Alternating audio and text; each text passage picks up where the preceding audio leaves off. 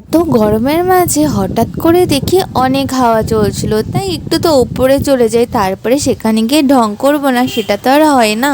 দেন ঢং সেরে নিতে নিতে দেখলাম যে আকাশ পুরো মেঘলা হয়ে এসছে, মানে অনেক দিন বাদে দেখছি আকাশটি দেখতে এত সুন্দর লাগছিল। আর সামনেই তো শরৎকাল, আকাশে বাতাসে যেন মনে হচ্ছে পুজোর ছোঁয়া লেগে গেছে। আর এমনি কিন্তু মেঘলা আকাশ দেখতে কিন্তু ভীষণ ভালোই লাগে, সাথে এত সুন্দর যেহেতু হাওয়া চলছিল, আমার তো সেখান থেকে নামতে ইচ্ছে করছিল। আর কিছুক্ষণ বাদে আরও যা দেখতে পেলাম, বিকেল করে যখন সন্ধে হচ্ছিল আকাশের পুরো কালারই চেঞ্জ হয়ে গেছে, এত সুন্দর আকাশের কালারগুলো লাগছে তো পুরো চোখ সরাতেই পারছিলাম না। দেন সন্ধে হয়ে যাওয়ার পর আমি একটু চা করে নিই, তারপর মাথায় এলো বাড়িতে যখন বাদাম আছে কিছু একটু করা যাক। দেন আমি বাদাম পাটালি ট্রাই করি, আর রাতে যেহেতু পনির ছিল তাই আমি আবারও একটু পনির সর্ষে ট্রাই করেছিলাম। মোট কথা সন্ধ্যের দিকটা আমি